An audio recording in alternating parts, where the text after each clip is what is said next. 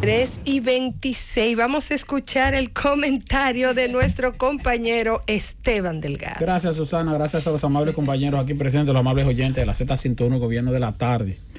Quiero hacer referencia a un análisis que se publica hoy en el periódico El Dinero, que es un periódico especializado en temas de economía. Pero es un análisis que hace referencia a la situación de los precios de los combustibles en cuanto al peso que tiene cada una de las áreas que componen los costos del precio de los combustibles en sentido general. ¿Por qué? Porque hay dos elementos que son los que han estado incidiendo básicamente sobre los precios de los combustibles, que son los precios o los costos del combustible en el mercado internacional, porque ciertamente han subido, y la devaluación monetaria. Y el ejercicio que se hace es un ejercicio de los últimos 5 años, del 2017 al 2022, tomando como referencia a cómo estaban los combustibles en la segunda semana del 2017 y a cómo están ahora en la segunda semana del 2022. ¿Por qué? Porque en el 2017 primero no había pandemia. Aparte de eso, en el 2017 los precios del petróleo venían mostrando una relativa estabilidad. No era que estaban por el suelo los precios, ni tampoco estaban altísimos, sino que venían mostrando una relativa estabilidad en cuanto al hecho de que andaban por el valor, vamos a decir, aceptable que debería tener el petróleo en el mercado internacional. Los impuestos en el 2017 no variaron, o sea, la tasa impositiva que tiene la ley de hidrocarburos en cuanto a un impuesto específico, más un 16% ad valorem, más 2 pesos por galón de gasolina y de gasoil, que se cobran también desde el año 2013, pues en el 2017, como ahora, estaban igual. Y el caso de los márgenes de comercialización, de transporte y de distribución, o sea, de márgenes de comercialización, transporte, distribución y detalle, que, dicho sea de paso, recuerden que se cobran en pesos, porque el combustible tiene la limitación o la situación de que se compra en dólares y se vende en pesos. Entonces luego cuando tú vas a comprarlo otra vez, aún estén en el mismo precio, si el peso se devalúa, tú tienes que buscar más pesos para poder comprar la misma cantidad de combustible, porque tú lo estás comercializando en pesos, como la tarifa eléctrica. Los generadores, las distribuidoras compran energía en dólares y luego la venden en pesos. Luego entonces si se devalúa el peso, comprando la misma cantidad de energía, sus costos aumentan porque tienen que buscar más pesos para comprar la misma cantidad de energía que van a comercializar. Al mismo precio, pero al mismo precio en dólares, no al mismo precio en pesos porque te resulta más caro. Desde febrero de 2017 a la fecha, eso sí, la tasa de cambio se ha devaluado en un 22%. O sea que hoy día,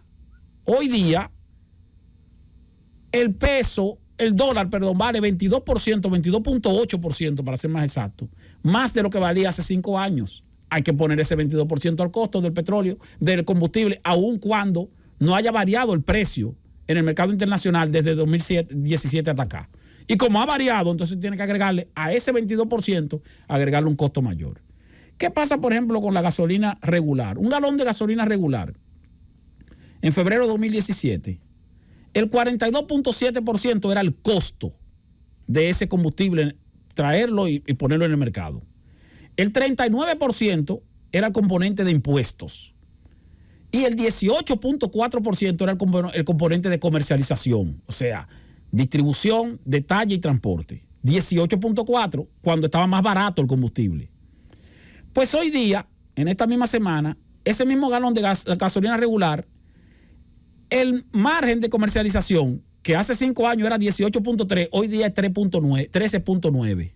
O sea, 5 puntos porcentuales casi por debajo de lo que era hace 5 años, aun cuando el combustible está más caro y aun cuando posiblemente esos márgenes sean más altos. Pero para que ustedes vean el impacto que tiene el aumento del precio, aún para los mismos que tienen márgenes de comercialización que ahora están ganando menos de lo que ganaban antes, tomando en cuenta ese elemento. O lo que pasa con los impuestos. Señores, el componente de impuestos de ese mismo galón de gasolina hace 5 años era 39%. Y hoy día, sin variarlo, esos impuestos, sin variarlo, porque no se han variado, es un 32.2%. Es decir, 7 puntos porcentuales menos con relación al valor del galón de gasolina. ¿Por qué?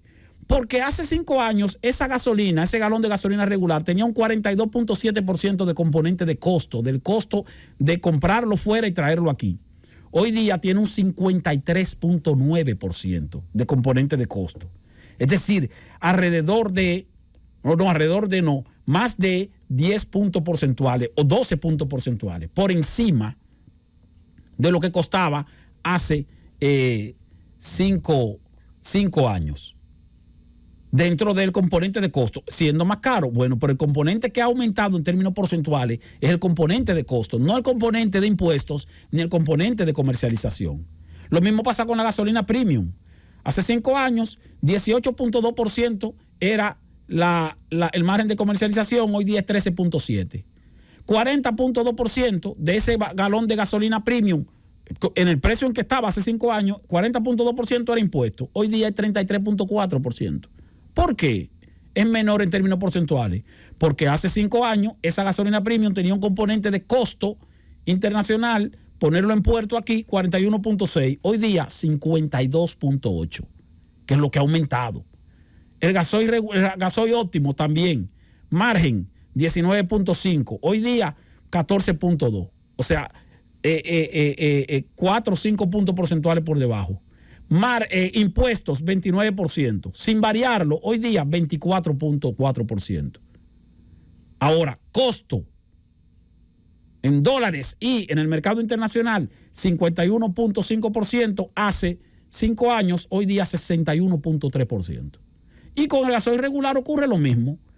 Antes era 21, hace 5 años 21.1%, el margen de comercialización hoy día es 15.4%, aun cuando el margen pueda ser mayor, repito, mayor en pesos.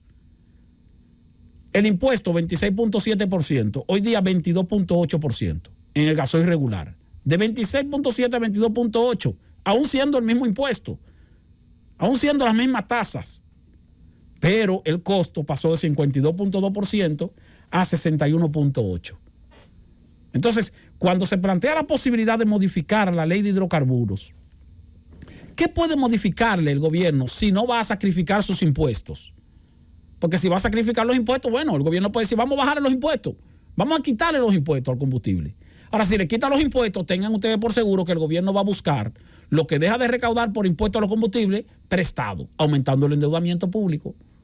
Y como vivimos criticando el endeudamiento, entonces, para que no haya más déficit, para que el déficit no aumente, para que no haya más endeudamiento, entonces no podemos decir al gobierno que reduzca los impuestos que ya están establecidos.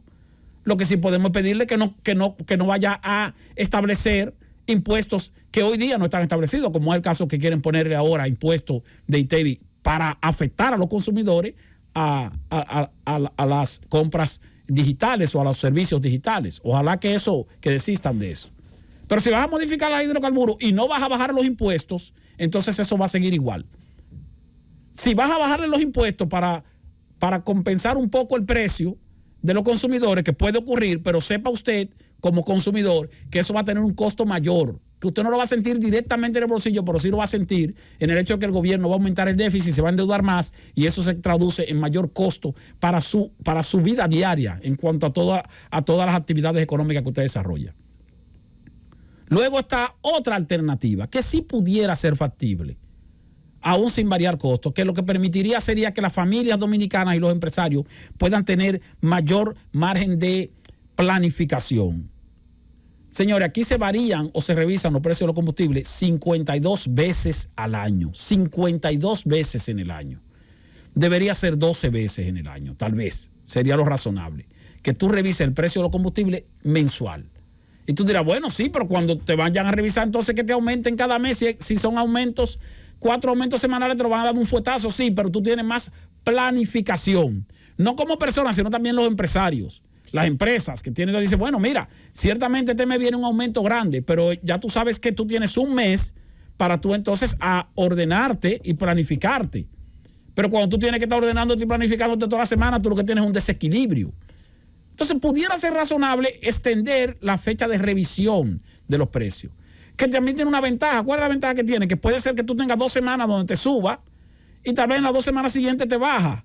Entonces, ese sacrificio que puede hacer el Estado en las 2 semanas donde subió y no se aplicó el aumento, pues puede compensarse en las 2 semanas siguientes sin la necesidad de que el pueblo ni siquiera se entere. ¿Por qué? Porque simplemente fue una variación de precio que se produjo en un periodo de 30 días, no en un periodo de 7 días, señores, es muy corto.